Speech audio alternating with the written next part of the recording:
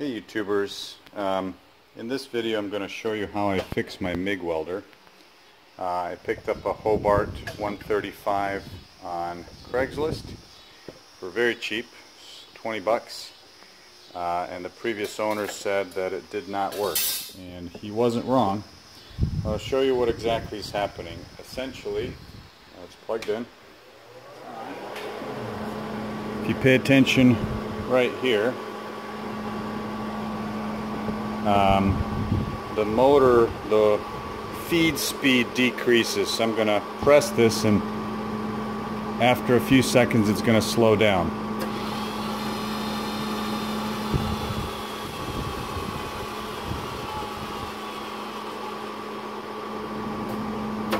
And then it stops. And then you have to wait a couple of minutes for it to do whatever it needs to do to restart. So in this video I'm going to show you a really easy fix, two different ways. So this specific fix is for the Hobart 135, but Mig Welders are largely the same, so the basic principles still apply. Down here is the wire feed motor. It's connected with a bunch of stuff to a very simple circuit board, and if you know what to look for, the fix is relatively easy. Most welders use a 12-volt DC motor. This is no exception.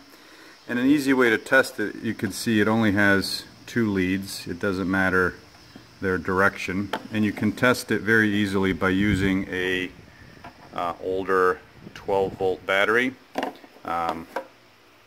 Positive terminal and negative terminal, you jump those, or basically connect two wires to here, and you can test whether or not the motor is working. And in this case the motor does work. I tested that off camera. What's interesting to follow is that guy right there. This little orange disc is a thermistor or a temperature reset type of switch, and it's basically a resettable fuse that after it reaches a certain amp draw, current draw, if there's some sort of binding in your feed, it would switch off. But over time, like most things, it wears, and here's how you can test and see whether or not that is indeed your problem. So all I did was flip this circuit board over, just so I can have access to the back of the pins, and let me use a little pointer here, and where am I? There we go.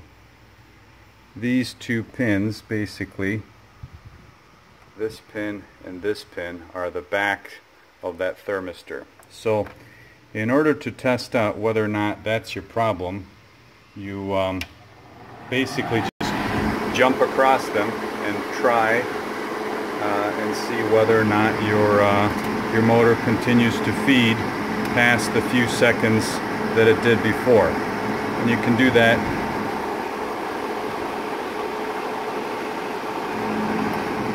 like that.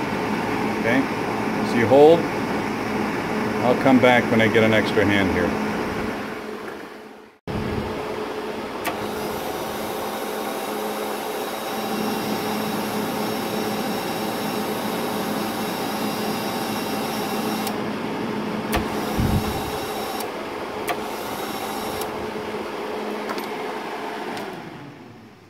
So you could hear that bypassing that thermistor basically takes care of the issue. So it's one easy way to narrow down to what the component problem is. I have one on order, and when I get it, I'm going to solder it in. I'll show you how to do that. I've seen a couple of questions about, well, can I just jumper it and not have to worry about replacing it? Yeah, you could, but then you're taking some risk with the rest of your equipment. That's a fuse.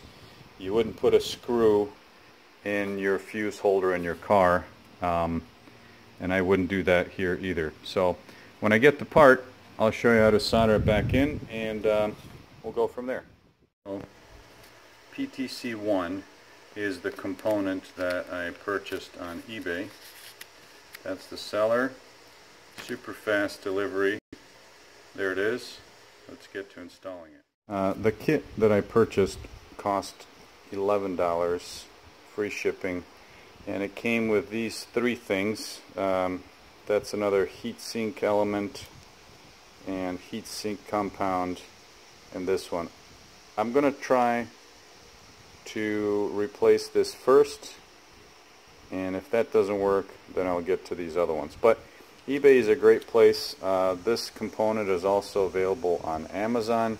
You can order it directly from DigiKey. It costs about 35 cents, but shipping directly from DigiKey is pricey. So anyway, what we're going to do is heat up the solder joints, pull out the old one, flux it, stick it back in there, solder it back up, and try again. Alright, so the old component is out, new component is in and about to be soldered, and then let me finish that up and I'll test it out with you guys. Okay, so the component is soldered back in. That's the only one that I did. I'm going to turn the welder on now. It's plugged in, and let's see if it works. So pay attention down here.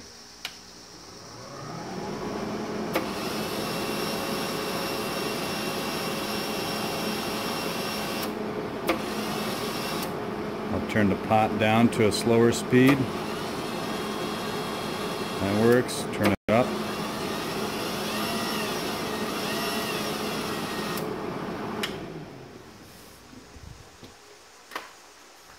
So that's it. Works. I'm happy. Now I can get back to work, so to speak, and get some stuff done on the Jeep. So thanks for watching. Feel free to ask any questions you may have. Have a good night.